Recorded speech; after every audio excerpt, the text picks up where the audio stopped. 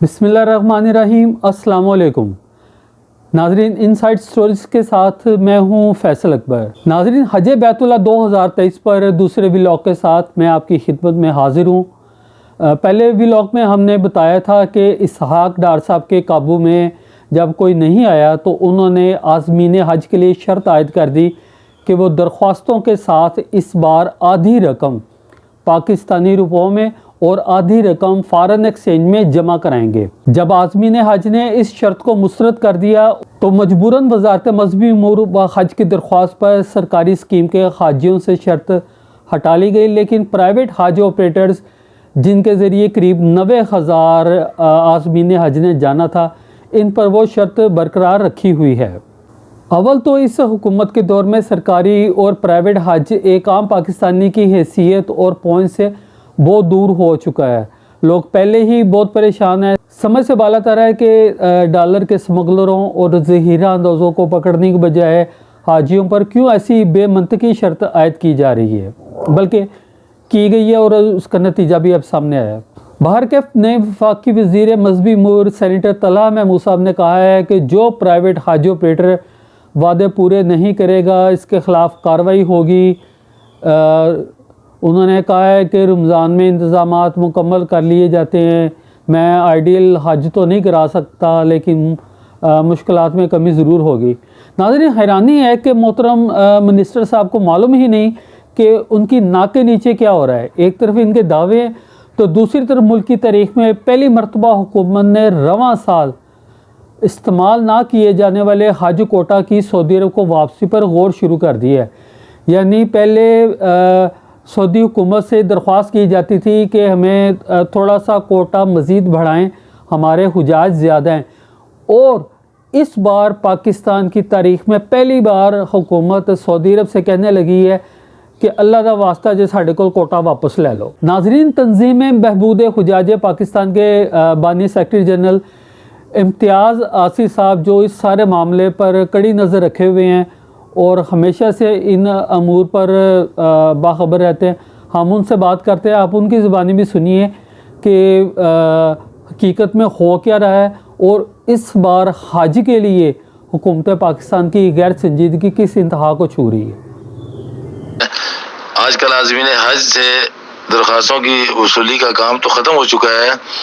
अजीब तमाशा है, वज़ारत मज़हबी उमूर ने रेगुलर स्कीम में जिन आज़मीन हज का कोटा स्पॉन्सर स्कीम में रखा था, उनके ज़रिए मुबादला का इंतज़ाम तो हुकूमत ने खुद कर दिया है, जबकि हज टूर ऑर्गेनाइज़रों को से कहा गया है कि वो स्पॉन्सर स्कीम के आज़मीन हज के ज़रिए मुबादला का बंदोबस्त खुद करें। सवाल ये है, क्या हज ग्रुप ऑर्गेनाइज़रों के साथ जाने वाले आज़मीन हज पाकिस्तानी नहीं है? फैसल साहब, गुजारिश ये है कि टूर ऑपरेटर पर इस तरह की कदम लगाना यूं भी बुनियादी हकूक़ की खिलाफ वर्जी है। दूसरी तरफ टूर ऑपरेटरों को धमकाया जा रहा है कि अगर उन्होंने स्पॉन्सर स्कीम का कोटा पूरा न किया तो उनके खिलाफ कार्रवाई की जाएगी। तो जो पहलू ये है कि हर साल वज़ारत मज़हबी उमूर आज़मीन हज को सऊदी अरब में ज़्यादा से ज़्यादा सहूलतों की नवीस सुना देती है। जैसा कि अब हाल ही में वज़ीर मज़हबी उमूर सऊदी अरब का दौरा करके आए हैं, तो उन्होंने प्रेस कॉन्फ्रेंस में कहा है कि वो हुजाज के लिए ज़्यादा से ज़्यादा सहूलतों का इंतज़ाम कर रहे हैं। ये बात मेरी समझ से बालातर है कि वो ज़्यादा से ज़्यादा सहूलतें क्या करेंगे। सऊदी हुकूमत ने तो हर मुल्क के हाजियों के लिए एक ही उन्होंने पैमाना रखा है। वो तो ये नहीं होता कि पाकिस्तान से आने वाले आज़मीन हज को ज़्यादा सहूलतें दें और भारत से आने वालों को कम दें। उन्होंने तो हर आज़मीन हज को एक ही नज़र से देखना होता है। तो लिहाजा ये आज़मीन हज को ये बताना कि जी आपके लिए ज़्यादा से ज़्यादा सहूलतों को बंदोबस्त कर रहे हैं और ये कर रहे हैं, वो कर रहे हैं, मिना में खैमे नज़दीक होंगे। भाई नज़दीक क्या होंगे, मिना में तो यही होगा फैसल साहब, जो वहाँ पे पैकेज बने हुए हैं, जो लोग ज़्यादा पैसे देते हैं उनको जमरात के करीब यानी शैतानों के करीब उनको खैमे मिलते हैं। जो पैसे कम देते हैं उनको शैतानों से दूर खैमे मिलते हैं। तो इसमें मतलब ये वज़ारत मज़हबी उमूर का क्या रोल है कि वो ज़्यादा से ज़्यादा सहूलतें को क्या दिलवाएगी। ट्रांसपोर्ट का जो यहाँ तक तल्लुक़ है वो बसें सबको एक जैसी मिलती हैं, تو اس میں یہ کہنا عازمین حج کو یہ اس طرح کے جو ہے لولی پاپ دینا کہ جی آپ کے لیے بہت زیادہ سہولتوں کا انتظام کر رہے ہیں، کیا کر رہے ہیں؟ مجھے تو یہ بات سمجھ نہیں آتی. بہت بہت شکریہ. ناظرین، رواں سال حج کے لیے پاکستان کا کوٹا 1,89,000 افراد کا تھا، تاہم حج اخراجات میں غیر معمولی اضافے کے باعث درخواستیں جمع کرانے والوں کی تعداد انتہائی کم ہے. اسپانسرشپ کے تحت 43,000 کے کوٹے میں سے صرف 6,000 اور ریگولر سکیم میں 43,000 کے کوٹے میں سے صرف 30,000 سے زائد درخواستیں موصول ہوئی ہیں. اس لحاظ سے دیکھا جائے تو مجموعی طور پر صرف 36,000 سے زائد درخواستیں ملی ہیں، حالانکہ سرکار کے پاس 90,000 کا کوٹا تھا جو سرکار نے خود رکھا تھا سرکاری حج اسکیم کے لیے.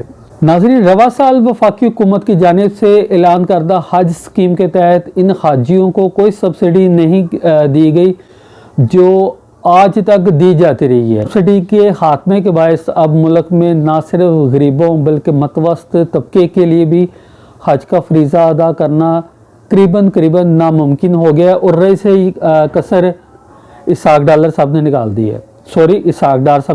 ہے. ناظرین، کسی پر تعریف یا تنقید کے بغیر ہم بتانا چاہتے ہیں کہ تحریک انصاف کی حکومت میں 4 لاکھ روپے میں ہونے والا حج رواں سال 12 لاکھ روپے میں ہوگا، اور وہ جن مصائب کے ساتھ ہوگا وہ ہم نے اوپر بیان کر دی ہیں. محترم وزیر صاحب کے لیے دوبارہ یہ گزارش ہے کہ ہم انہیں بتا دیں حاج آپریٹرز جو ہیں ان کا کام ابھی شروع ہی نہیں ہوا. محترم منسٹر صاحب کے لیے گزارش ہے کہ اول تو کوئی پرائیویٹ حج کرنے کے لیے آ نہیں رہا، اور اس غیر یقینی صورتحال کی وجہ سے پرائیویٹ حج آپریٹروں نے نہ تو ایئر لائنز کی بکنگ کروائی ہے، نہ حجاج کرام کے لیے رہائش، کھانے، بسوں اور دوسرے انتظامات کے لیے بکنگ کروائی ہے. تو ہمیں بتائیں کہ آپ کیسے مطمئن ہیں جبکہ آپ کو اس صورتحال میں سب سے زیادہ پریشان اور غیر مطمئن ہونا چاہیے. ناظرین، آپ کو ہمارا یہ ویلاگ کیسا لگا؟ ہمیں اپنی قیمتی رائے سے ضرور نوازیے گا. انشاءاللہ نئی صورتحال، نئے اپڈیٹ اور نئے انسائٹ سٹوری کے ساتھ دوبارہ حاضر خدمت ہوں گے. تب تک کے لیے اپنا خیال رکھیے گا. اللہ حافظ.